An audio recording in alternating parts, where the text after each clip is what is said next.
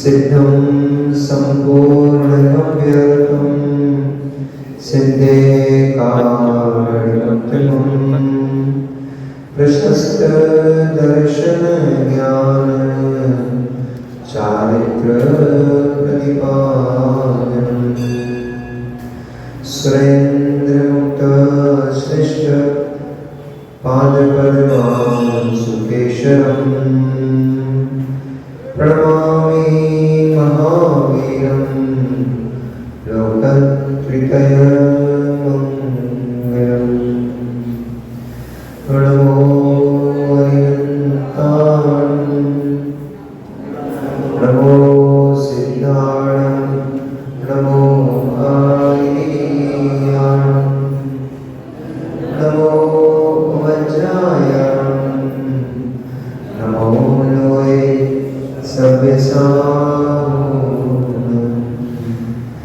जब अनंतर सिद्ध परमेष्टि भगवान की अनंतर 24 तीर्थंकर भगवान की आचार्य भगवान कृपानंद देवी की आचार्य भगवान श्री रविशंकर स्वामी महाराज की परम पूजनीय चर्या श्रोमणी अध्यात्म योगी आचार्य देव श्री विशुद्ध सारथी महाराज की समय जय धर्म की गुरु श्री रामचंद्र भगवान की श्री साक्षी महाराज की संघ की नमो सुशासन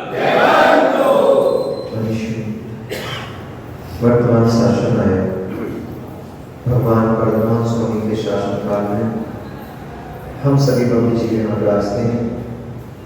परम प्रकारक महाश्रवण भगवान वर्तमान स्वामी के शासन मुखारंभ से निश्चित वाग्वादिनी भगवती मजनवाणी हम सभी पान कर रहे हैं।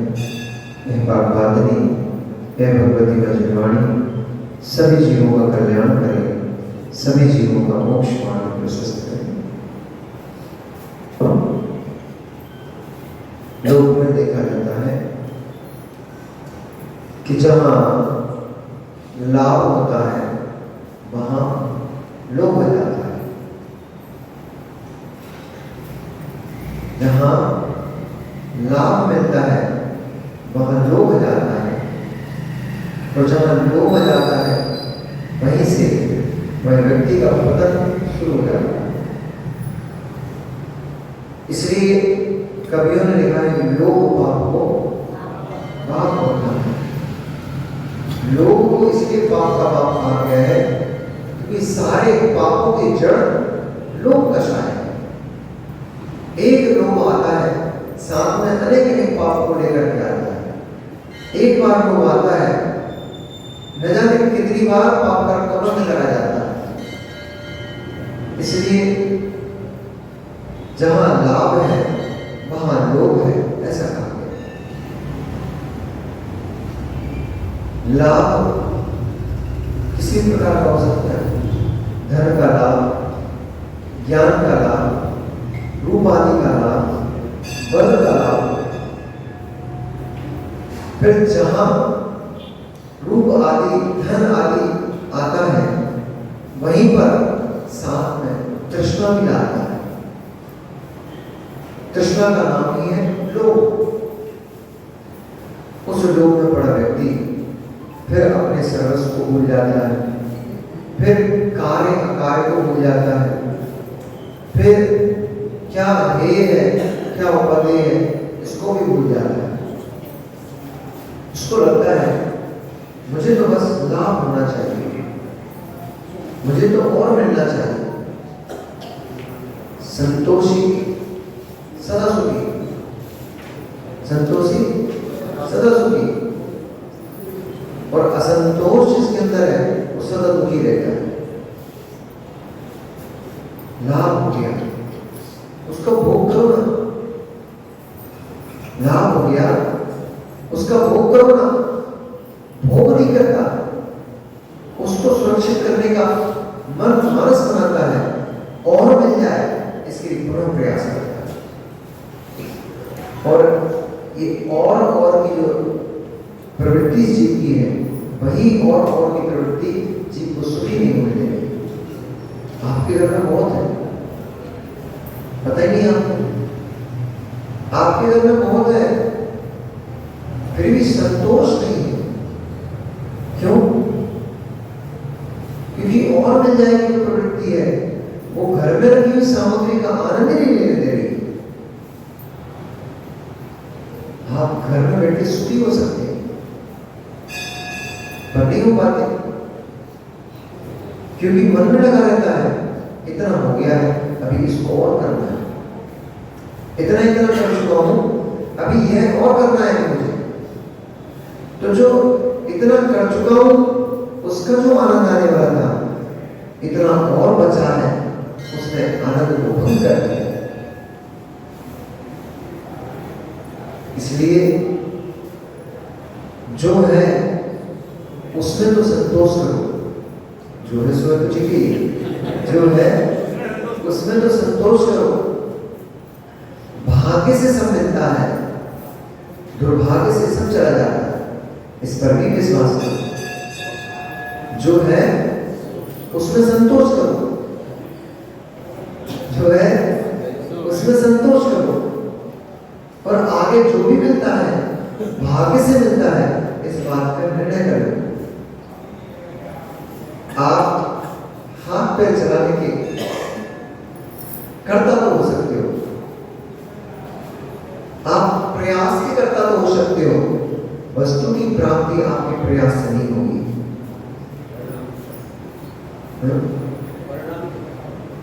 वस्तु की प्राप्ति आपके प्रयास से नहीं होगी।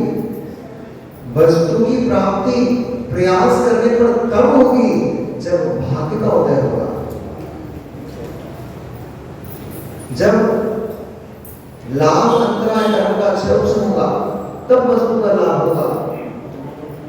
जब भोग अंतराय कर्म का अक्षर होगा, तब वस्तु पड़ी घर में उसका भोग हो पाओगे। नहीं तो घर में लाभ पड़े रहते हैं, परंतु भोग रुपया को नहीं पाता चाहिए। इसलिए ये बहुत गहरे तत्व, सूक्ष्म तत्व है। कहने में बहुत आसान भी लग रहे हैं, समझने में बहुत सहज भी लग रहे हैं, ये तो हम समझते हैं, पर वास्तव में देखा जाए तो क्या सुनकर है या समझते भी है?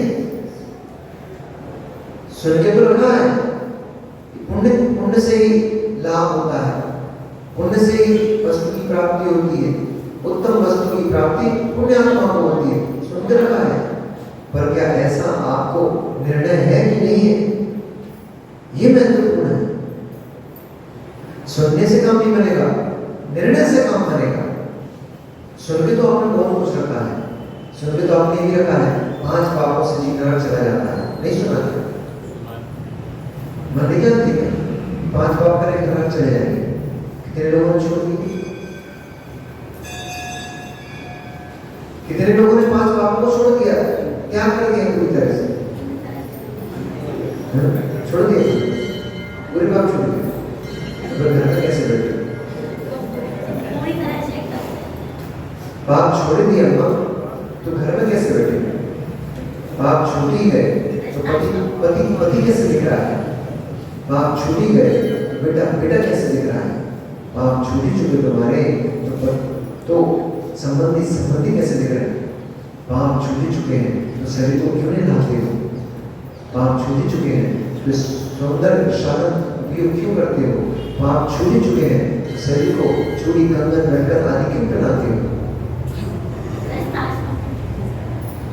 तो ऐसा लोग पाप नहीं छूटे, पाप छूट ही गए होते तो यह नहीं बैठी होती, आर्य का मन में बैठ गई होती।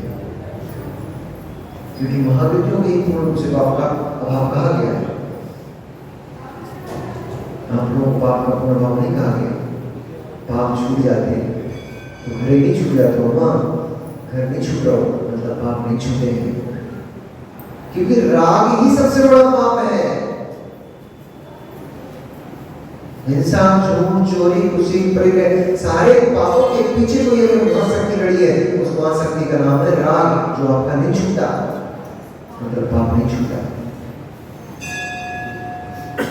महाविद्यों में ही कहा गया है। कल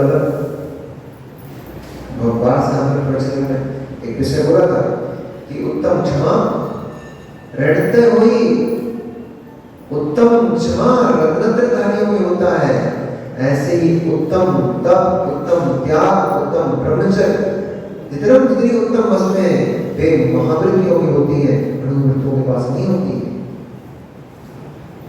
अभी तो हम अनुवृत्ति की प्रतिमा है, कैसे कह रहे हो पाप छूट गया? किस अपेक्षा से कह रहे हो पाप छूट गया है? अभी तो अनुवृत्ति भी नहीं हो, वृत्ति ही नहीं होगी तो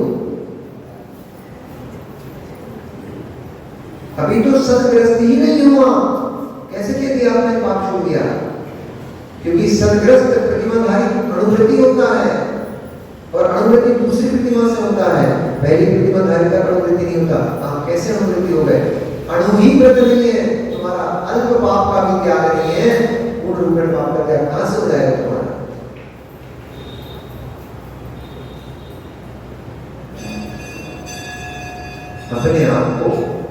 अपने आप को श्रावक मानकर बैठ गए, इससे श्रावक नहीं बन गए। रात्रि का भोजन त्याग दिया, वो भी कैसा? 8 बजे तक खाते महाराज, 7 बजे तक भोजन करते, 9 बजे तक 10 बजे तक पानी ले लेते।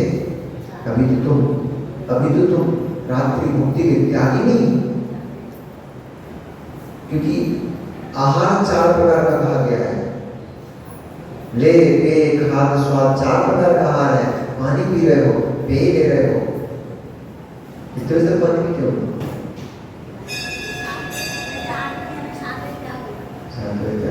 8 बजे तक नहीं है, तो कैसे कह रहे हो पापों के त्यागी? 7 बजे तक कैसे कह रहे हो तुम पापों के त्यागी? 6 बजे रात्रि हो जाती है, 5:45 सूर्यास्त हो जाता है, 7 बजे तक पानी पी रहे हो, कैसे तुम पापों के त्यागी? इसलिए अभी त्यागी की परिभाषा को हमें भैया समझना पड़ेगा। त्यागी किसे कहा है? व्रति की परिभाषा को समझना पड़ेगा, व्रति किसे कहा है? हमने आलू का त्याग कर दिया, हमें लगा बहुत बड़े त्यागी हो गए। हमने रात्रि में त्याग कर दिया, हमें लगा बहुत बड़े त्यागी हो गए। पानी छान के पीने लग गए, हमें लगा बहुत बड़े, अब तो उत्कृष्ट श्रावक हो चुके हैं। अभी तो प्रारंभ हुआ है, ये हमारा शैली का प्राथमिक लक्षण होता है, वही नहीं छूट पा रहा तुमसे। कैसे अहिंसा?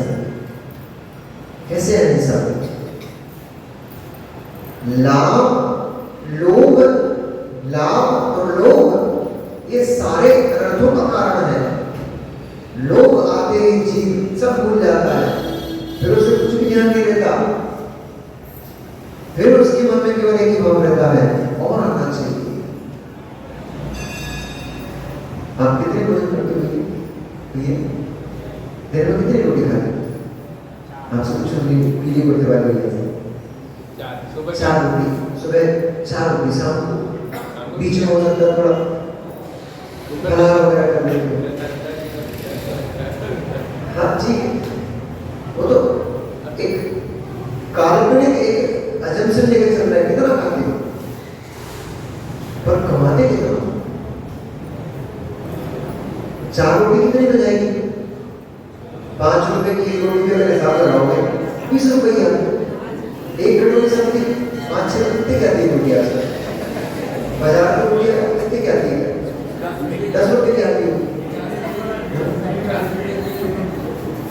तो खाइए भी नहीं मांगे 60 रुपये में तो कितना पूरी थाली लेने जाती पेट भरे खाने वाली कहे तो जैन भवन में तो वही खाई लेती। लोग बाहर के फ्री है, लोग उतने भी खा लेते 60 रुपये, ऐसा कितना पता रखते तो हमारे तुम भले बताओ, हम तो पता रखते हैं हमारा जी कहाँ हो रहा है, क्या कर रहे हो? चलो 60 रुपये 100 रुपये, अभिप्राय में 100 में 60 रुपये से नहीं है। अभिप्राय हमारा ये है 60 रुपये में 100 रुपये में भरपेट भोजन कर लेते हो, एक समय का, 2 समय का लगा दो, 100-150 रुपये में 2 समय का भरपेट भोजन हो जाता है। पर क्या दिन भर में 200 रुपये ही कमाते हो? बाकी क्या कमा रहे में 2 बार 3 बार कपड़े खरीदती हूँ, 4 बार खरीदती हूँ, किसी ओकेजन पे खरीदती हूँ। फिर बाकी के 400 रुपए, बाकी के 500 रुपए, बाकी के 1000 रुपए वो किसके लिए कमा रहे हो? तृष्णा, लोभ कष्ट।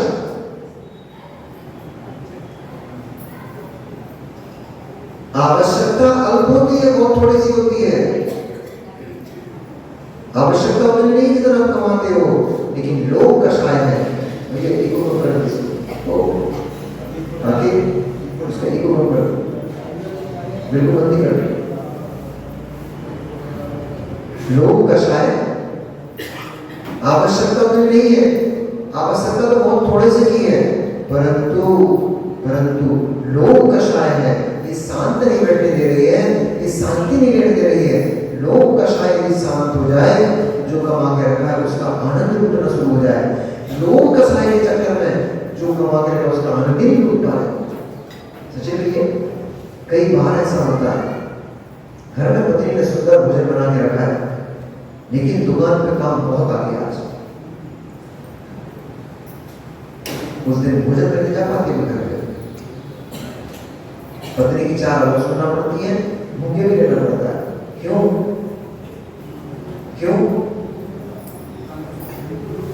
क्योंकि लोग कषाय सता रही थी। अगर एक ही ऑर्डर छोड़ दिया तो 10,000 का नुकसान हो जाएगा। उस समय ना पेट दिख रहा था, ना पत्नी दिख रही थी, ना भोजन दिख रहा था। उस समय ये भी नहीं दिख रहा था कि रात को भूखा रहना पड़ेगा। रात्रि की त्यागी होगी तो नहीं होगी, रात क्या करोगे? त्यागी ना, किसी पकड़ेंगे से आदमी को हमने कि रात्रि के त्यागी हो तो रात भर भूखा सोना पड़ेगा। लेकिन उस समय भूख नहीं दिख रही थी, उस समय भोजन नहीं दिख रहा था, और जो भोजन रखा है फिर जाएगा, ये भी नहीं दिख रहा था। भोजन फिरेगा, नुकसान नहीं होगा। घी नहीं लगा क्या उसमें, तेल नहीं लगा क्या, सब्जी नहीं लगी क्या, रोटी के आटा नहीं लगा क्या, बिना पैसे के बन गया भोजन। लेकिन वहां 100 रुपए का नुकसान था, 1000 रुपए का प्रॉफिट दिख रहा था।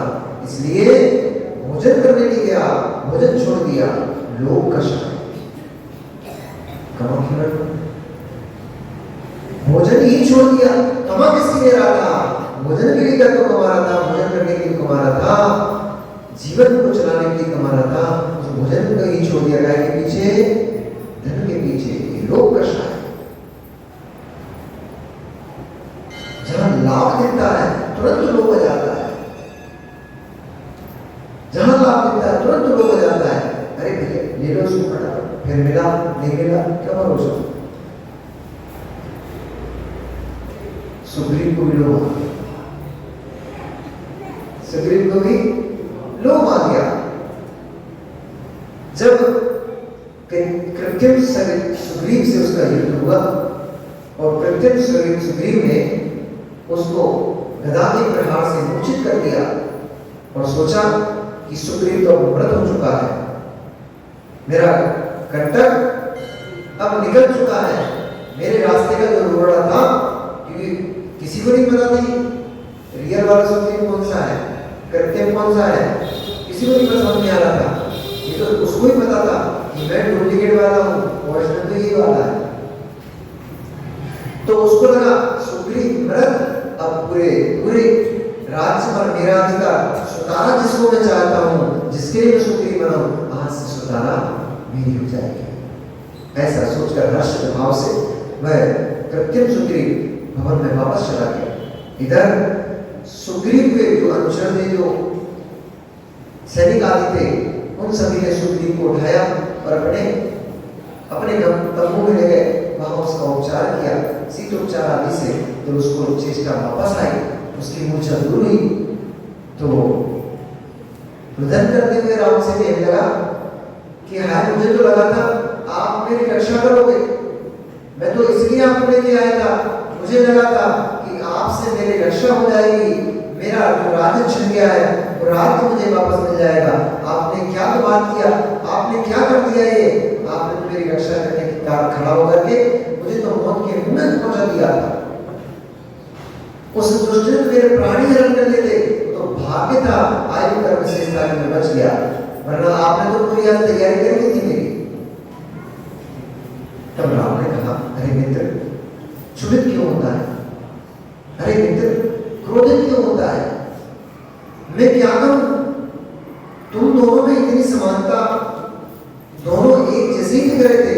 अब मैं प्रहार करता, मैं वार करता, किसके ऊपर करता? तुझे बचाने के लिए मैं आता। तो मुझे तो यही समझ में नहीं आ रहा था कि कृत्रिम तुझे मार रहा है कि तू कृत्रिम को मार रहा है।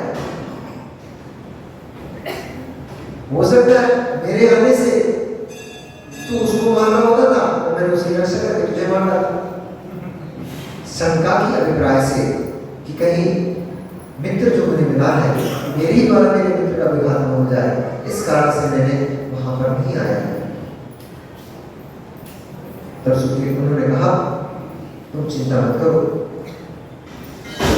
उस बैरूपीय से मैं रक्षा तुम्हारी अवश्य करूंगा। सांत्वना दी, उसकी थोड़ी मदद पट्टी की। पुनः द्वितीय दिवस सुग्रीव ने पुनः कृत्रिम सुग्रीव को ललकारा और अभिप्राय जानकर कि ये मेरे हाथ से बच कैसे गया। इसको तो कल मैंने ढेर कर दिया था, पर लगता है इसका भाग साथ दे गया, इसका आयु कर्म इसको साथ दे गया, इसलिए मेरे हाथ से बच के निकल गया। आज देखता हूं, आज तो मैं इसको छोड़ने वाला नहीं हूं। आज मैं इसकी मृत्यु इसको दे करके और आज मेरे रास्ते के कंटक को आज मैं जड़ मूल से नाश कर ही दूंगा। ऐसा विचार करते हुए वह कृत्रिम सुग्रीव युद्ध के लिए जैसे ही भूमि में आया, तैसे ही उसके सामने जाकर के सुग्रीव के जो मंत्री आदि बड़े बड़े योद्धा थे वे सब जाकर उसके सामने खड़े हो गए। उन सभी का तिरस्कार करते हुए, उनको धूल के समान उड़ाते हुए वह कृत्रिम सुग्रीव और सुग्रीव की तरफ आगे बढ़ा। तभी जाकर के रामचंद्र जी उसके सामने खड़े हुए और जैसे ही रामचंद्र जी खड़े हुए उन्होंने अपने गांडीव का टंकार किया, अपने धनुष को उठाकर के जैसे ही कर्कश से बाण निकाला और जैसे ही खींचा, उस कृत्रिम सुग्रीव के अंदर जो बैताली नाम की विद्या बैठी थी वो भयभीत होकर के तुरंत ही उसको छोड़ करके भाग गई और वह अपने असली रूप सहस्रवती के रूप में आ गया। सभी ने देखा, अरे ये तो विद्याधर सहस्रवती है, सब पहचानते थे। सभी ने देखा ये छलिया सहस्रवती विद्या के बल से सुग्रीव बन करके और इसके राज से इसकी पत्नी को हड़पना चाहता था। सभी के सभी विद्याधर क्रोधित हो गए, गुस्से से लाल हो गए और सभी के सभी विद्याधर एक साथ उसके ऊपर टूट पड़े। पर उस वीर पुरुष सहस्रवती ने सभी का तिरस्कार करते हुए सभी को ऐसे जैसे भूमंडल धूल को उड़ा देता है, जैसे समुद्र जल के छींटों को उड़ा देता है, ऐसे ही सब विद्याधरों का पुत्ररोही करते हुए वह सीधा राम के सामने जाकर खड़ा हो गया। और जैसे ही राम के सामने जाकर खड़ा हुआ, उसने कहा, अरे पापी, तूने मेरा पूरा का पूरा काम बिगाड़ दिया। तू कौन है, कहां से आया है और तूने ऐसी क्या माया की कि जो मेरी विद्या को छोड़ के भाग गई। इसलिए तूने बड़ा दोष किया है, तूने बड़ा अपराध किया है जो मेरे सामने आके खड़ा हो गया है। अथवा यूं कहूं कि शायद तेरी मृत्यु ही आ गई है जो तुझे मेरे पास खींच के ले आई है। राम ने कहा, अरे चोर, हे चोर, तू पर स्त्री के भाव रखता है, तू परद्रव्य के हर का भाव रखता है और मुझे छलिया तो तू है जिसने कायरता का कारण किया है कि उसके सुग्रीव का वेश धारण करके उसकी पत्नी और उसके राज्य को छीनने का प्रयास किया। छलिया तू है, तूने बड़ा छल किया है, इसलिए आज तुझे मेरे हाथ से कोई भी नहीं बचा पाएगा। ऐसे कहते ही राम ने जो बाणों का चलाना शुरू किया, ऐसा प्रतीत हो रहा था जैसे माली वृक्षों में बातों को लेकर के वृक्षों में जब सिंचन ही कर रहा हो, ऐसा रामचंद्र जी ने बाणों का सिंचन करना उसके ऊपर शुरू कर दिया। इधर से वह सहस्रवती तीर छोड़ता था, इधर से रामचंद्र जी तीर छोड़ते थे। दोनों के बीच में बहुत लंबा, बहुत देर तक भयानक युद्ध चलता रहा। सारे विद्याधर खड़े खड़े यही देख रहे अब क्या होने वाला है। ना राम का पक्ष कमजोर दिखता था और ना ही साहसगति का पक्ष कमजोर दिखता था। दोनों के बीच में ऐसा भयंकर युद्ध हुआ जो देवों को भी कंपायमान कर दे, जो दिशाओं को भी कंपित कर दे। ऐसा भयंकर युद्ध दोनों योद्धाओं के बीच में होगा। युद्ध चलता रहा। तभी रामचंद्र जी ने अपनी मंत्र विद्या से जो तीर छोड़ा, उस तीर ने कई हजार तीरों को रूप धारण कर लिया और सहस्त्र के पूरे शरीर को उस तरह से छिद्र छिद्र कर दिया जैसे कि छन्नी में छिद्र छिद्र होते हैं। ऐसे ही सहस्त्र का पूरा शरीर छिद्र युक्त हो गया। इतने बाण उसके शरीर में लग गए कि उस बाणों से उसका शरीर सिर्फ बाण रूप ही दिखाई देता था, शरीर रूप नहीं दिखाई देता था।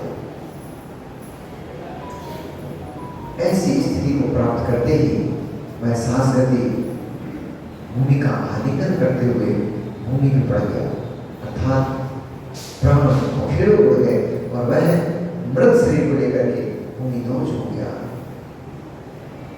जैसे ही सहस्त्रवती की मृत्यु हुई, सभी के सामने बात खुलकर स्पष्ट हो गई कि कृत्रिम सुग्रीव जो था, जो छलिया था, जिसने वेश धारण करके सुग्रीव का वेश धारण किया था, विद्या के बल से जिसने सुग्रीव का वेश धारण किया था, वह मृत्यु को प्राप्त हो गया। अब जो बचा है वही हमारा राजा सुग्रीव है। सुग्रीव की जय जयकार हुई, रामचंद्र जी की जय जयकार हुई। सुग्रीव सहित लक्ष्मण सहित रामचंद्र जी ने उस किसकिंधपुर नगर में प्रवेश किया। बहुत आगवानी हुई, बहुत उत्सव मनाया गया। उत्सव के साथ, आगवानी के साथ पूरे नगर को सुगंधित जल से सिंचन किया गया, पुष्प मालाओं से सजाया गया। जगह जगह स्थान स्थान पर तोरण द्वार बांधे गए, स्थान स्थान पर ध्वजाएं लगाई गई, मंदिरों को सुसज्जित किया गया, बापिकाओं को निर्मल किया गया। ऐसे भव्य वैभव के साथ उस किष्किंधपुर नगर में सुग्रीव, रामचंद्र, लक्ष्मण जी, विराट आदि सभी महायोद्धाओं का प्रवेश हुआ। नगर में प्रवेश का उत्सव हुआ। उत्सव में सुग्रीव की 18 कन्याएं बताई, जिन्होंने रामचंद्र जी की यश गाथा को सुना और उनके पिता सुग्रीव को राज दिलाया। ऐसा रामचंद्र जी के बारे में जानकर सारी की सारी 18 कन्याओं ने रामचंद्र जी का वर्ण किया। रामचंद्र जी के साथ विवाह संपन्न हुआ।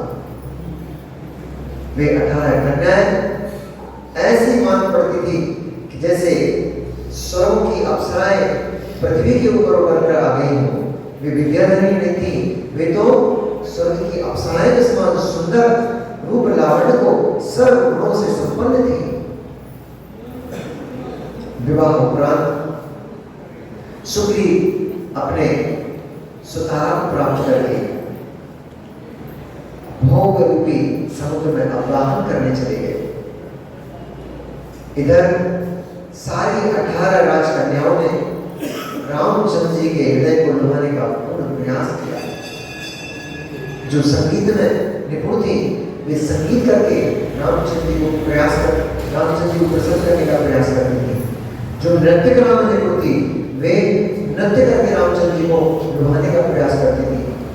जो बाघ पटुआ में निपुण थी, वे अपनी मधुर शब्द संयोजना से, मधुर मधुर शब्दों के जाल से, अपने बाघ जाल से रामचंद्र जी को अपनी ओर आकर्षित करती थी।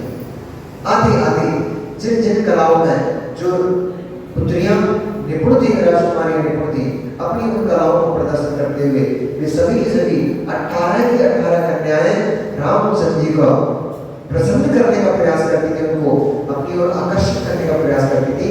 परंतु रामचंद्र जी केवल एक ही कथा करते थे, जब भी बोलते थे केवल सीता की ही बात करते थे। उनको देवांगनाओं के समान 18 कन्याएं किंचित भी नहीं रुचती थी। उन कन्याओं के बीच में बैठे रामचंद्र जी ऐसे सुशोभित होते थे जैसे कमल के बीच में पराग सुशोभित होता है। परंतु वह पराग जब भी मुख खोलता था, उसके मुख से केवल सीता की ही कथा निकलती थी। और उन कन्याओं के बीच में बैठ सीता की कथा करते हुए वे रामचंद्र परम हर्ष को प्राप्त होते थे। सीता के साथ बिताए हुए एक एक क्षण में उन कन्याओं के बीच में स्मरण करते हुए उनसे वही बोलते थे कि हम सीता के साथ ऐसे भोगा करते थे, सीता के साथ हम ऐसे वाटिकाओं में स्नान किया करते थे, हम ऐसी अटकेलियां किया करते थे। उनके मुख से तो केवल और केवल सीता की ही कथा निकलती थी और कुछ भी नहीं निकलता है। सीता की कथाओं सुनकर इन कन्याएं बड़े हर्ष को प्राप्त होती थी और कहती थी बहु भाग्यवान वह स्त्री है कि हम इतना प्रयास करते हैं तब भी रामचंद्र पद हमारा आलिंगन नहीं करते हैं। सीता सामने नहीं है तब भी वे सीता का ही आलिंगन हर समय किया करते हैं। वह पुण्यात्मा सीता कभी तो हमारे लिए ईर्ष्या का कारण बनती है।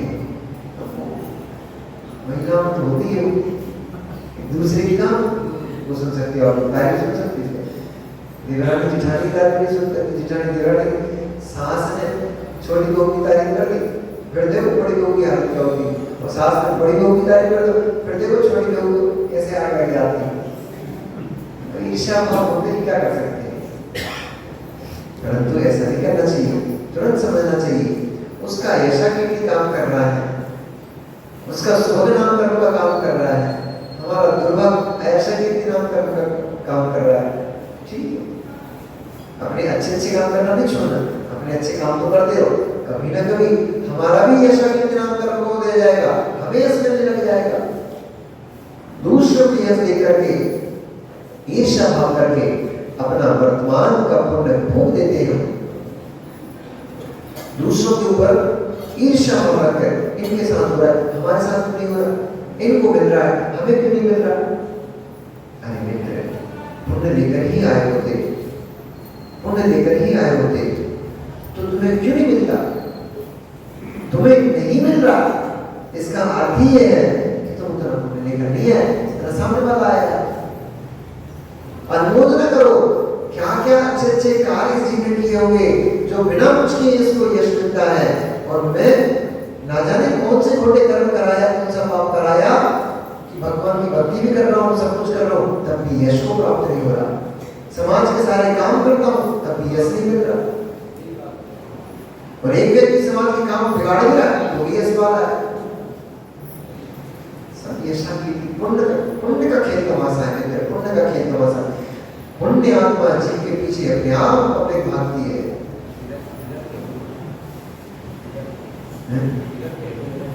नहीं ना, हम उधर कह रहे हैं, कहीं नहीं कह रहे हैं, हम तो सीधे सीधे कह रहे हैं।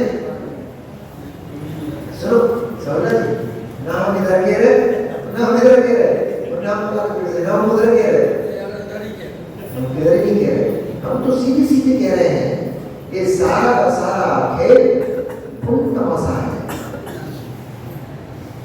कल देख रहे थे, परसों देख रहे थे, परसों नहीं मतलब चतुर्दशी, आपको लगता होगा कि महाराज को भीड़ का आनंद लूट रहे हैं, महाराज पब्लिक आरती उतार रही, जय जयकार कर रही है, उसका आनंद लूट रहे हैं।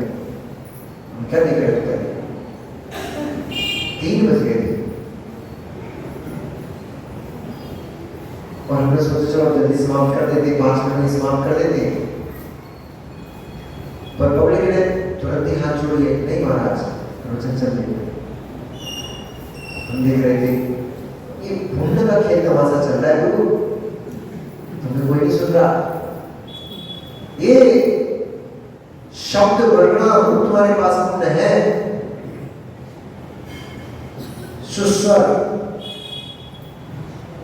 सुस्वर नाम कर्म का उदय तुम्हारा चल रहा है, इसलिए भीड़ तुम बंद करना चाह रहे हो, भीड़ करेगी थोड़ा और सुनाओ। तो स्वर नाम कर्म का जिस चीज का उदय चलता है वो बोलना चाहता है और एक सुनना नहीं चाहता। तुम्हें कोई नहीं पूछ रहा, भूलना मत सागर महाराज, भूलना मत, तुम्हें कोई नहीं पूछ रहा, तुम्हें कोई नहीं सुन रहा है कि तुम्हारे सुस्वर नाम कर्म को सुन रहा है। तुम्हें तुम्हारी कोई जय जयकार नहीं हो रही है, ये जो जय जयकार हो रही है ये तुम्हारी यशा कीर्ति नाम कर्म की जय जयकार हो रही है। तुम्हारी कोई आरती नहीं कर रही है, तुम्हारी कोई आरती नहीं कर रही है, ये आरती तुम्हारी पुण्य प्रकृति की उतर रही है। जब तक है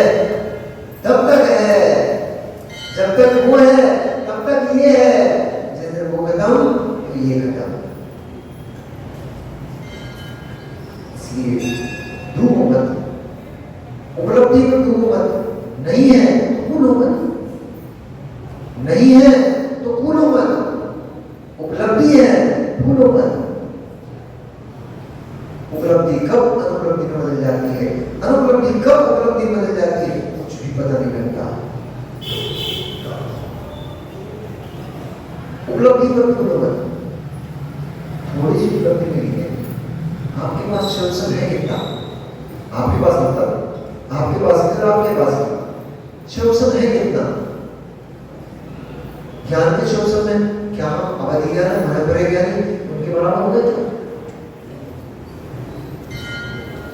अरे अभी तो वर्तमान में जितने ग्रंथ हैं वे ही नहीं पढ़ पाए, अंश वर्तमान में जो ज्ञान है वो द्वादशांक का अंश मात्र है, शब्द अक्षर मात्र है, वही उस अक्षर का भी अंश मात्र तो है नहीं। और भूलने लग जाए तो हमने बड़े ज्ञानी हमारी चर्चा कर रही, अरे महाराज भूलो मत, अरे महाराज भूलो मत, क्योंकि भूल जाओगे जो है वो भी विस्मृत हो जाएगा, फिर बैठकर भूलोगे। अभी भूलकर बंद करोगे फिर भूलकर बंद करोगे। इसलिए उपलब्धि में भूलना नहीं चाहिए, अनुपलब्धि में रुदन मत करो, कषाय मत करो, रोगे भूलोगे, पाप कर्म का और बंद हो जाएगा। ऐसे ही नहीं है रोग के गाने चिल्ला के और पाप का बंद कर लिया, अब और कुछ भी नहीं बचेगा। थोड़ा बहुत ज्ञान का शोषण है, थोड़ी बहुत वस्तु की उपलब्धि है, वो चली जाएगी। इसलिए असाता के उदय में रो मत, नई जयकार हो रही है, रो मत, परिचय जय, परिचय है, जयी हो जाओ, परिचय जय कहलाओगे। परिचय है अज्ञान परिचय, अदर्शन परिचय, अलाप परिचय, परिचय है, इसको शांति से सहन कर लो, परिचय जयी हो जाओगे। तो जो परिचय जय होता है वो एक नए नियम से भगवान बनता है, फिर केवल ज्ञानी हो जाओगे तो सारा ब्रह्मांड का सारा जितना भी वैभव है सब तुम्हारे चरणों में होगा। शांत हो जाओ, लाभ में शांत हो जाओ, अलाप में शांत हो जाओ, सबको सहन करो, लाभ को सहन करना सीखो, अलाप को सहन कर लेते हो, दुख के दिनों को तो सहन कर लेते हो, समस्या सुख के दिनों में होती है उसको झेल नहीं पाते हो, सहन नहीं कर पाते हो, इसलिए पुनः दुख के दिन जाते हैं। सुख के दिनों को झेलना सीख लो, सुख के समय को झेलना सीखो, कभी दुख नहीं आएगा। हम दुख के दिनों को तो झेल जाते हैं परंतु सुख के दिनों को नहीं झेल पाते, इसलिए दुख सामने आके खड़ा हो जाता है। सुख के दिनों में भोग डाला, सुख के दिनों में वासनाएं की, सुख के दिनों में कषाय की, सुख के दिनों में दूसरों को नीचा देखा, मान कषाय की, अहंकार किया, हम ऐसे हैं, हमारे पास ये है, तुम्हारे पास क्या है, मेरे पास माँ है, तुम्हारे पास क्या है मेरे पास, अरे मेरे पास जिंदवाड़ी माँ है,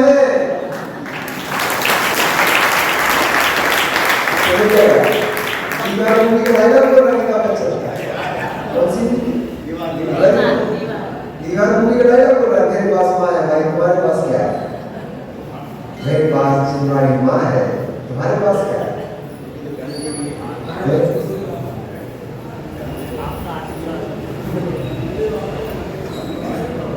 बदल गया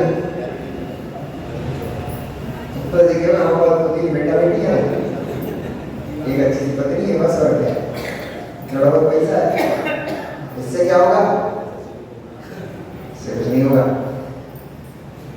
भूलो मत, उपलब्धि है उसको सहन करो, काम हो जाएगा। चलते उपलब्धि से नहीं कर पाया, काम बिगड़ गया। कौन? सुग्रीव जैसे ही सुतारा मिल गई, जैसे ही राजा वापस मिल गया, भूल ही गया कि रामचंद्र जी का उपकार हम चुकाना है, वापस करना है।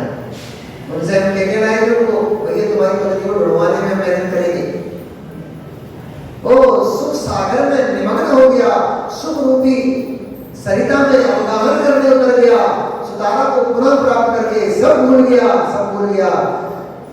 यही भूल गया कि मैं राजा सुग्रीव हूँ, राज्य कार्य का संचार करना, यही भूल गया। मेरे यहाँ मेहमान बैठे हुए, उनका स्वागत सम्मान का ध्यान रखना, यही भूल गया कि रामचंद्र जी को क्या कह के मैं इधर लेकर आया था। उन्होंने मुझे मुक्त कराया है, तो मेरा भी कर्तव्य बनता है कि उनकी पत्नी से उनका मिलन में सहयोगी बनूं। ओकारी के ओकार को भूलना नहीं चाहिए। वे तो महाखटकनी महापापी लोग हैं जो ओकारी के ओकार को भूल जाते हैं। किसी ने थोड़ा भी उपकार किया हो, किंचित भी उपकार किया है, जीवन भर उसको याद रखो। थोड़ा अच्छा समय आया, थोड़ा अच्छा समय, बुरा समय था तब उसके दरवाजे पे घूमते थे, बुरा समय जब हो गया तब उसके दरवाजे पे घूमते थे, उसके पीछे पीछे घूमते थे। थोड़ा अच्छा समय आ गया, उस व्यक्ति जिसने तुम्हारी मदद की, जिसने तुम्हें यहाँ तक पहुंचाया, उसको भूल गए। बड़े पापी कहलाए, बड़े पापी कहलाए। गुरु के द्वारा दिया गया किंचित ज्ञान, गुरु के द्वारा भी दिया गया एक शब्द का भी ज्ञान है, गुरु ने आपको दिया है। उनका बहुमान करो, जहां आवश्यकता पड़ती है उनका नाम लो कि हमारे गुरु ने हमें सिखाया, हमारे गुरु ने दिया है हमें। पापी क्या कहेगा? कुछ नहीं, हमने किताब से पढ़ा, हमने सीखा। पापी क्या कहेगा? हमने सीखा, हमारी प्रज्ञा से सीखा। अरे माना कि तुम्हारी प्रज्ञा से, ये भी पक्का तुम्हारी प्रज्ञा से ही तुमने सीखा है, परंतु तुम्हारी प्रज्ञा उस समय काम क्यों नहीं कर रही थी? तो गुरु ने तुम्हें वैसे पढ़ाया नहीं था। तुम्हारी प्रज्ञा उस समय काम क्यों नहीं की थी जब गुरु ने वैसे तुम्हें नहीं पढ़ाया था? तुम्हारी प्रज्ञा ने भी काम जब किया है, क्योंकि बिना निमित्त के कोई कार्य की सिद्धि नहीं होती। हर कार्य की सिद्धि के लिए निमित्त आवश्यकता पड़ती है।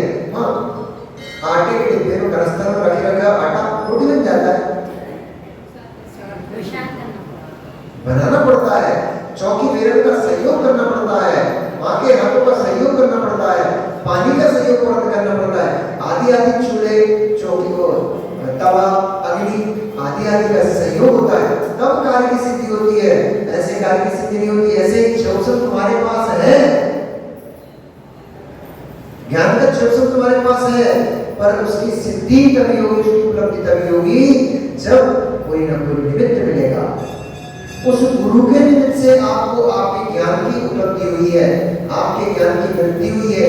ज्ञान तो था, वही था, कहीं नहीं गया है, लेकिन उस ज्ञान में प्रकटता तभी आई है जब गुरु रूप निमित्त आपके सामने खड़ा होगा। इसलिए गुरु के द्वारा दिया गया एक शब्द का भी ज्ञान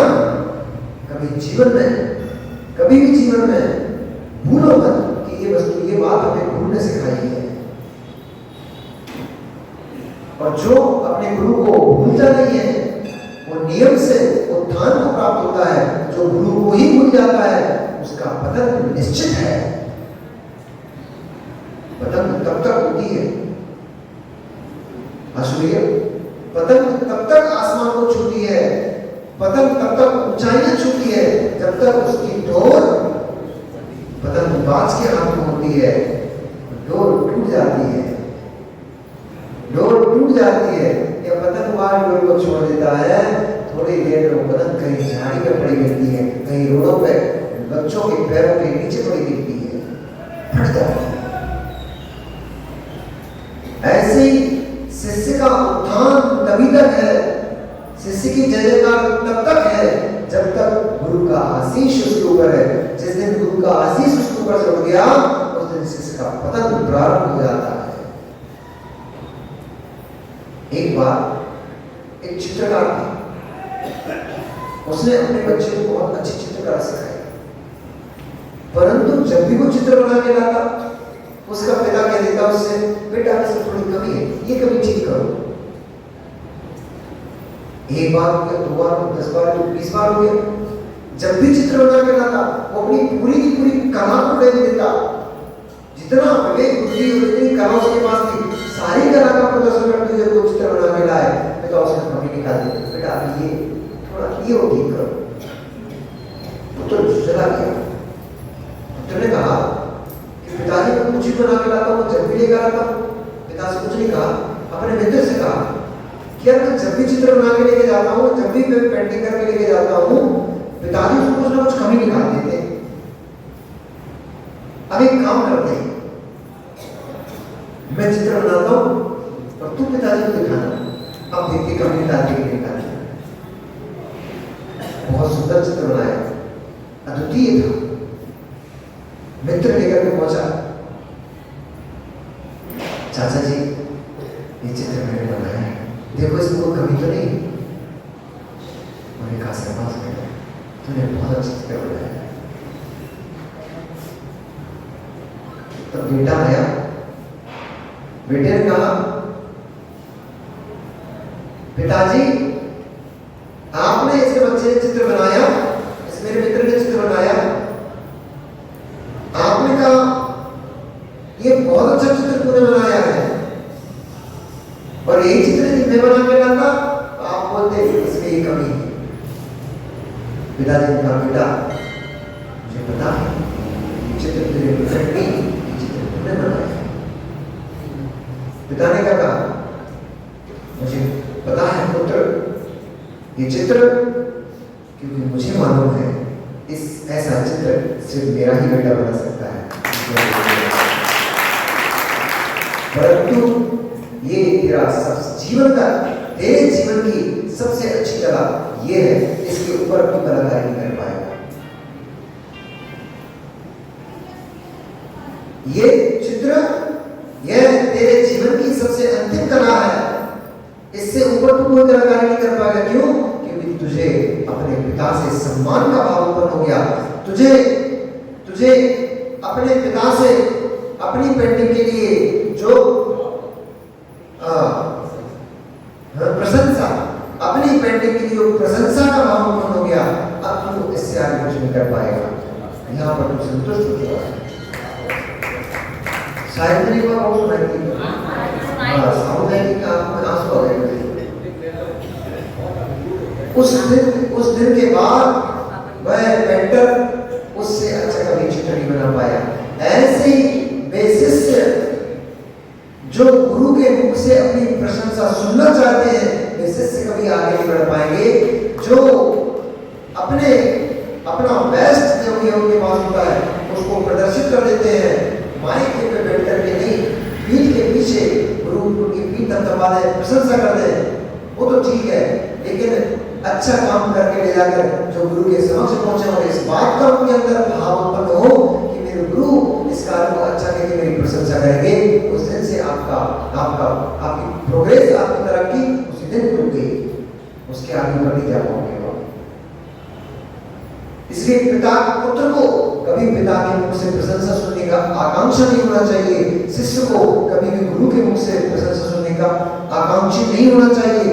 ये बात और उस दिन अपना प्रभाव मानना चाहिए, उस दिन अपने पीठ ठोक लेना चाहिए जिस दिन उसका गुरु अपने शिष्य की प्रशंसा कर दे, पिता पुत्र की प्रशंसा कर दे, वो दिन तुम्हारे जीवन का सबसे उत्कृष्ट दिन हुआ करता है। भूलना नहीं चाहिए, उपकारों को भूलना नहीं चाहिए। सुग्रीव भूल गया, एक दिन, कई दिन निकल गए, महीने निकल गए, जब सुग्रीव ने कोई खैर खबर ही नहीं ली, तब रामचंद्र बड़े उदास बैठे हुए थे। लक्ष्मण जो निकट पहुंचे, उन्होंने कहा भैया क्या बात है, आप क्यों उदास बैठे हो? रामचंद्र जी सीता के ध्यान में इतने मग्न थे,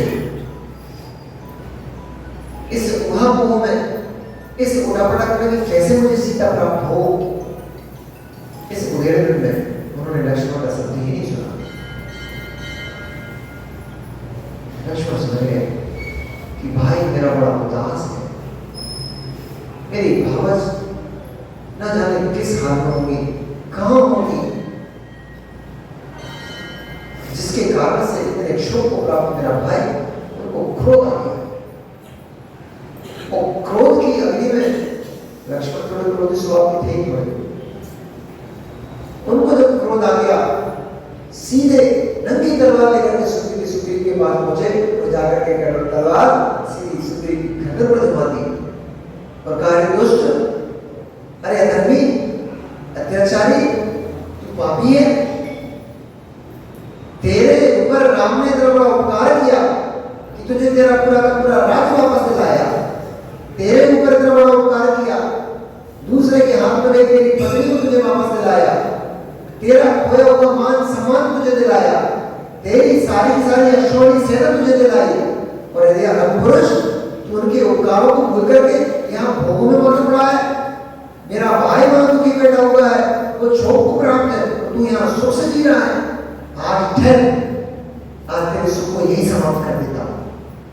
तब सुग्रीव की पत्नी सुतारा हाथ जोड़कर निवेदन करने लगी, क्या है, महिलाओं की आंसू करुण पुकार होती है, वो पुरुषों को पिघला देती है। इसलिए सुग्रीव कुछ बोलते नहीं पिघलाती है, बोल रही है आपस में बात कर रहे थे। अब हमारी तो देखो शादी हो गई है, तो हम बताओ, लेकिन ऐसा सुना है। बात सही है क्या? बात तो सही है। सारी बातें सुन के उनकी गृहस्थी का सब पूरा सिस्टम पता है, वो क्या कर रहा है क्या नहीं। अरे तो भैया हम भी तो गृहस्थी से निकल के आए, गृहस्थी में रह के आए। माना कि ब्याह नहीं करो है, बराबर तो औरत लगाई।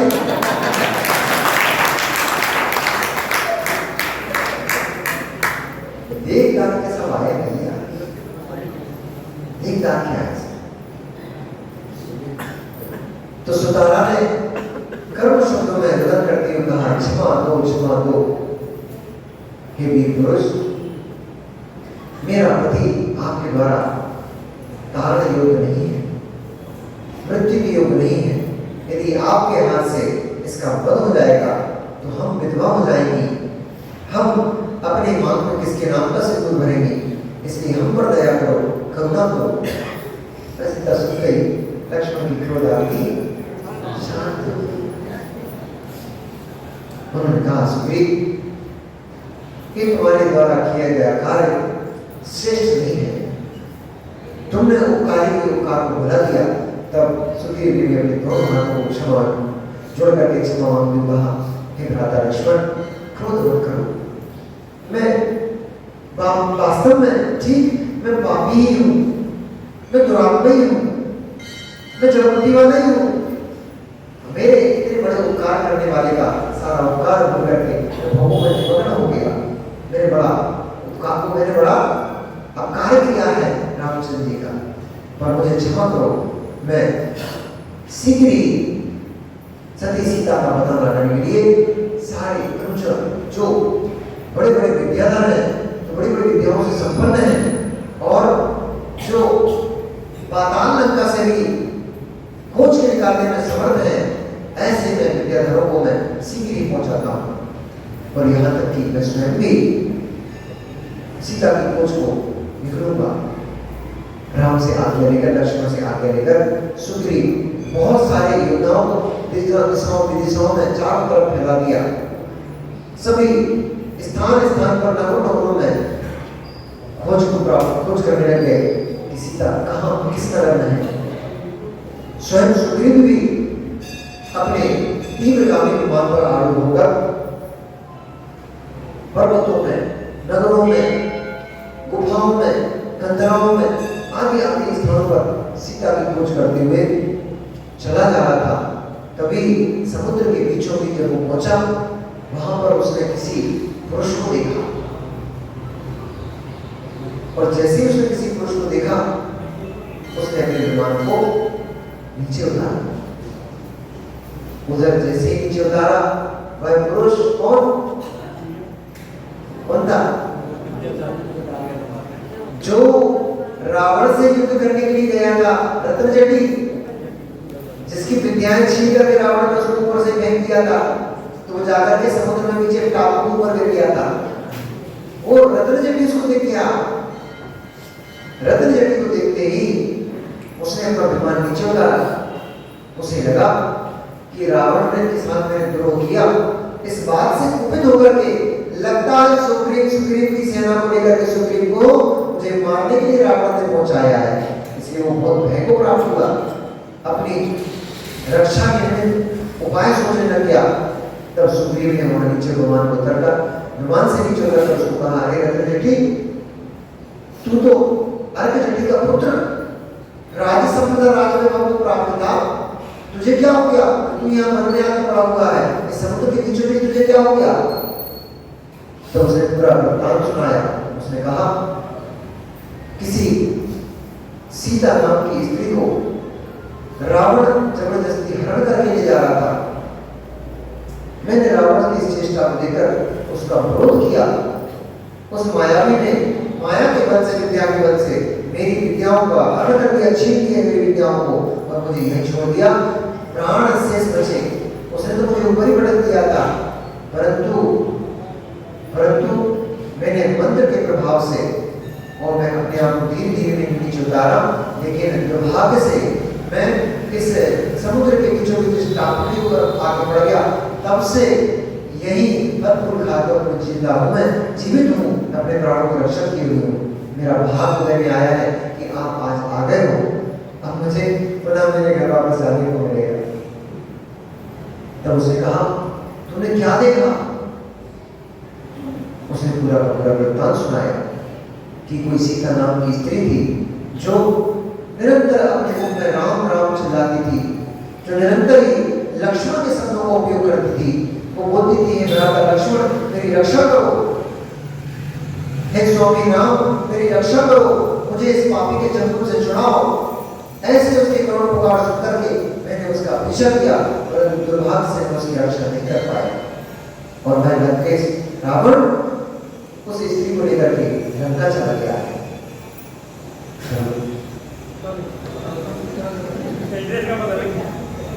बुंदेलखंड में कहावत है, बुंदेलखंड को बढ़े ना, बुंदेलखंड में कहावत है कि भाग के दूध की लंगोटी मिल जाए वही बहुत, भगत दूध की लंगोटी मिल जाए वही बहुत है, बिना मामा के खाने को मत छे। सीता नहीं मिली, पर सीता का समाचार तो मिल गया, कहाँ है?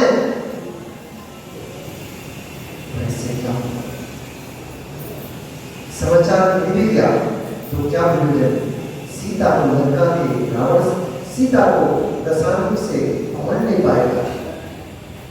सुग्रीव खुशी की एक लहर दौड़ी कि चलो सीता का पता तो लग गया कि सीता कहाँ पर है, पर तुरंत ही मैं मायूस हो गया, वह शोक को प्राप्त हो गया, दुखित हो गया। सीता को पता तो लग गया, लेकिन दशरथ से सीता को लाएगा कौन? असंभव कार्य है। समुद्र में एक बार रत्न गिर गया, समुद्र में एक बार रत्न गिर गया, अब कौन ऐसा ताकतवर होगा, कौन ऐसा बलशाली होगा जो अपनी भुजाओं से पार करके उस समुद्र से जल को रत्न को निकाल के लाएगा? ऐसे ही जो वस्तु रावण के पास पहुंच गई, अब उसे ब्रह्मांड में ऐसा कौन पुरुष होगा जिसकी मृत्यु सदा नहीं होगी, जिसका दुर्भाग्य होगा कि जाकर के रावण से सीता को लेके आएगा। परंतु चल करके राम से समाचार कहना तो चाहिए, ऐसा विचार कर वह रत्नजटी सुग्रीव रत्नजटी को लेकर के तुरंत ही शीघ्र ही किष्किंधा पर वापस पहुंचा और वहां जाकर के राम उसने लक्ष्मण को यह हर्षमय समाचार सुनाया कि आप निर्भय हो, आप निर्विषाद हो, विषाद को समाप्त करो, आपकी सीता का पता लग गया है। राम हर्ष से उछल पड़े और कहने लगे, राम हर्ष से उछल पड़े और कहने लगे, क्या कहने लगे? कहने लगे योगी सारे की भाषा में कहने लगे, क्या कहने लगे? अब तो ये आपको कल बताएंगे कि राम ने क्या कहा, फिर आगे क्या हुआ। अब रावण से लड़ेगा कौन? क्योंकि सारे ब्रह्मांड का विजेता है, सारे 3 खंडों का विजेता है, उससे देवता भी कांपते हैं, मनुष्य राजे महाराजे वो तो समझते हैं पानी भरते हैं। अब उससे कौन लड़ेगा भैया? देखते हैं किसको चुनते हैं राम वहां संदेशा पहुंचाने के लिए। कल बताएंगे।